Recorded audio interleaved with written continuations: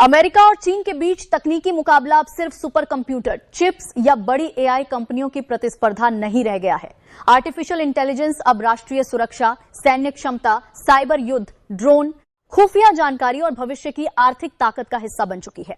यानी आने वाले वर्षों में जिस देश के पास बेहतर एआई इकोसिस्टम, ज्यादा कंप्यूटिंग पावर और मजबूत सेमीकंडक्टर सप्लाई चेन होगी, उसके पास सिर्फ बेहतर टेक्नोलॉजी नहीं बल्कि जियोपॉलिटिकल लेवरेज भी होगा।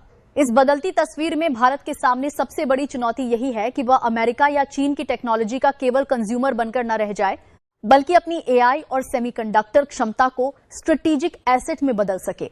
और अगर आप इस तरह की गहरी और सीधी जियोपॉलिटिकल एनालिसिस रोज देखना चाहते हैं तो चैनल को सब्सक्राइब करना मत भूलिए। अमेरिका और चीन की एआई कंपटीशन को समझने के लिए सबसे पहले यह समझना जरूरी है कि असली लड़ाई केवल इस बात की नहीं है कि किसका चैटबॉट बेहतर है। असली मुकाबला 3 स्तरों पर चल रहा है। पहला, एडवांस्ड सेमीकंडक्टर चिप्स, दूसरा मैसिव कंप्यूटिंग इंफ्रास्ट्रक्चर और तीसरा उन एआई सिस्टम्स को वास्तविक दुनिया में इस्तेमाल करने की क्षमता। अमेरिका अभी एडवांस्ड एआई सॉफ्टवेयर इकोसिस्टम और सबसे शक्तिशाली सेमीकंडक्टर टेक्नोलॉजीज में महत्वपूर्ण बढ़त रखता है, जबकि चीन manufacturing scale, physical AI, robotics और विशाल इंडस्ट्रियल इकोसिस्टम जैसे क्षेत्रों में मजबूत स्थिति बना रहा है। ब्रुकिंग्स के हालिया विश्लेषण के मुताबिक दोनों देशों की एआई रणनीतियां एक जैसी नहीं हैं। अमेरिका में प्राइवेट सेक्टर इनोवेशन की भूमिका बड़ी है, जबकि चीन में स्टेट लेड प्लानिंग और सेल्फ रिलायंस पर ज्यादा जोर है। यही वजह है कि सेमीकंडक्टर अब सिर्फ इलेक्ट्रॉनिक्स इंडस्ट्री का हिस्सा नहीं रहा। एक एडवांस्ड एआई मॉडल को ट्रेन करने के लिए भारी कंप्यूटिंग पावर चाहिए और उस कंप्यूटिंग इंफ्रास्ट्रक्चर का आधार हाई परफॉर्मेंस चिप्स हैं। अमेरिका ने इसी स्ट्रेटेजिक डिपेंडेंसी को ध्यान में रखते हुए चीन को एडवांस्ड कंप्यूटिंग टेक्नोलॉजी और सेमीकंडक्टर इक्विपमेंट तक पहुंच सीमित करने के लिए एक्सपोर्ट कंट्रोल्स का इस्तेमाल किया है।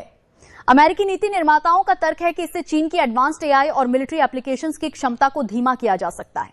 दूसरी तरफ चीन ने इस दबाव का जवाब domestic semiconductor capability, alternative supply chains और कंप्यूटिंग एफिशिएंसी बढ़ाकर देने की कोशिश की है।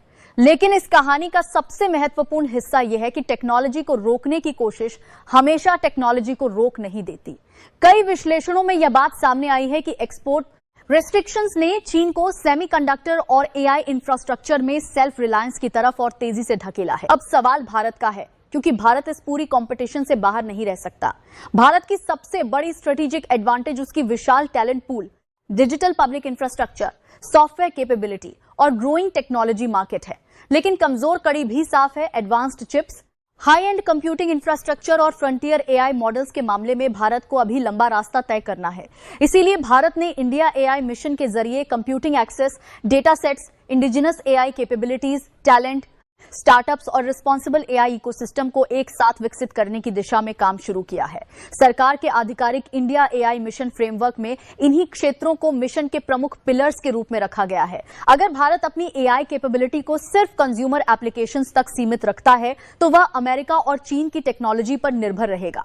लेकिन अगर Bharat AI models, semiconductor manufacturing, defence applications, cyber security, satellite intelligence, robotics और ऑटोनोमस सिस्टम्स में अपनी क्षमता बढ़ाता है तो एआई इकोनॉमिक टेक्नोलॉजी से आगे बढ़कर नेशनल पावर का मल्टीप्लायर बन सकती है। इसी दिशा में भारत सेमीकंडक्टर मिशन को भी आगे बढ़ा रहा है, जिसका उद्देश्य भारत में सेमीकंडक्टर और इलेक्ट्रॉनिक्स मैन्युफैक्चरिंग तथा डिजाइन इकोसिस्टम को मजबूत करना है।